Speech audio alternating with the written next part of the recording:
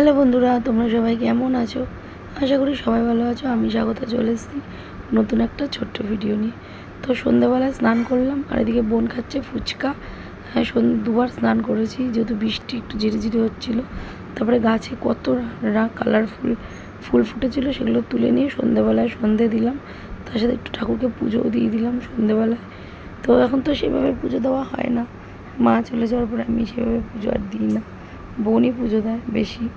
তো আগে ছিলাম মেন, আমি পুজো দিতাম, 3 ঘন্টার আগে আমার পুজো শেষ হতো না। তো সেই মেয়ে এখন আর পুজোই দিই না ঠিকঠাকভাবে। তো তারপরে দেখো একটু ঠাকুরকে সেবা দিয়ে নিলাম, দিয়ে নিয়ে তারপরে দেখো একটু ছোটো ভিডিও করলাম, কারণ অনেক দিন তোমাদের সাথে ভিডিও করা হয় না ঠিকঠাকভাবে, অনেক পিছিয়ে গেছি। তো অনেক কিছু বলতে পারো, ভাবতে পারো অনেক কিছুর কারণেই, তো সবসময় সব কারণ তো বলা যায় না। তো তারপরে দেখো এখানে বোন করছিল আলুর পরোটা, তো তার জন্য সব রেডি করছিল। কেন আয়ুষ বলেছে পরোটা খাবে, আলুর পরোটা। তো ওকে বলেছে টিফিনে, তো সকালবেলা অত সকালে তো আলুর পরোটা টিফিনে দেওয়া যায় না। তো এখানে সঞ্চিতা সব কিছু রেডি করে নিচ্ছিল আলুর পরোটা বানাবে বলে। কী যে দারুণ হয়েছিল খেতে বন্ধুরা, মানে কী বলবো, তোমাদের যদি খাওয়াতে পারতাম। তো এখানে বোন রেডি করছিল আলুর স্টাফিংটা, তারপরে আলুর পরোটা করছিল ও হচ্ছে। তো আমি একটা যেহেতু ক্লাউড কিচেন ভেবেছি ওপেন করব, এখনও সেভাবে রেডি করে উঠতে পারিনি, আর তোমাদের সবার ফিডব্যাক নেব। তো দেখো যেহেতু অর্ডার না আসলে তো আমি ওইটা ওপেন করতে পারবো না, কারণ আমাকে অর্ডার নিতে হবে, আমাকে অনেক কিছু জানতে হচ্ছে সেগুলোর উপরে। আর এখন আমি মেনু রাখবো একদম সামান্য, কেন বেশি মেনু এখন আমি যদি না হ্যান্ডেল করতে পারি, তো এর জন্য আমি মেনুটা সেভাবে রাখবো। তো আমি বোনকে বলছি, বোন তো আমার ক্লাউড কিচেনের পরোটা হয়ে যাক।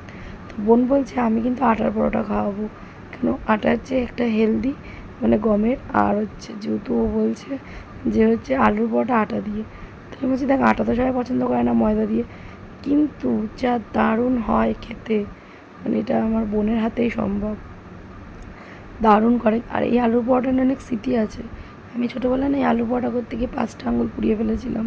তোমরা কেউ বিশ্বাস করবে না, আমি অনেক অনেক ছোটো বয়সে রান্না জানি। মানে যদি এখন বলি সেটা বলবা হয়তো আমি গল্প দিচ্ছি, কিন্তু আমি কখনো মিথ্যা কথাটাকে বলি না। আর আমি সবসময় সত্যের হাত ধরে চলি বলেই আজকে জীবনে হয়তো কিছু করে উঠতে পারিনি, মানে সেইভাবে বড় কিছু আছি, কিন্তু আমি সৎভাবে আছি, এটা বলতে পারি। তো বোন দেখো এখানে কি সুন্দর করে পরোটা করছিল, মানে ওর ধৈর্য আছে, আর আমি ভিডিও করে দিচ্ছিলাম, আর আমি বলছিলাম, আর ও বলছে কি আমি অনেক কম রেঞ্জে খাওয়াবো তোর ক্লাউড কিচেনে আলু পরোটাটা রাখবো। তো আমি বলছি বোন খুব খাটনি, হ্যাঁ বলছে খাটনি তো করতেই হবে, তা কি খাওয়াবো না, ও বেশি খাওয়াতে ভালোবাসে। কী যে টেস্টি হয়েছিল আলু পরোটাটা তোমাদের বন্ধুরা, কি বলবো, মানে জাস্ট ওয়াও। তো তারপরে দেখো বোন এখানে এক এক করে পরোটাগুলোকে ভেজে নিচ্ছিল, আর মানে দেখো আর আমি ভিডিও করে দিচ্ছিলাম। আর কী যে সুন্দর হয়েছিল, আর বৃষ্টির ওয়েদারে এরকম আলুর পরোটা তোমরা যারা একবার ট্রাই করোনি ট্রাই করে দেখতে পারো, আটা দিয়ে, ডেফিনেটলি আটা দিয়ে।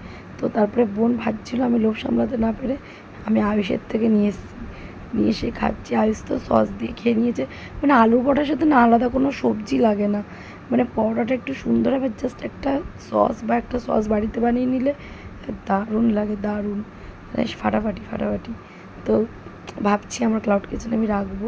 তো চলো ভিডিওটা এইটুকুনি ছিল, সবাই অবশ্যই একটু সাপোর্ট করো, আর চলো ভিডিওটা কেমন লাগলো জানিও। চলো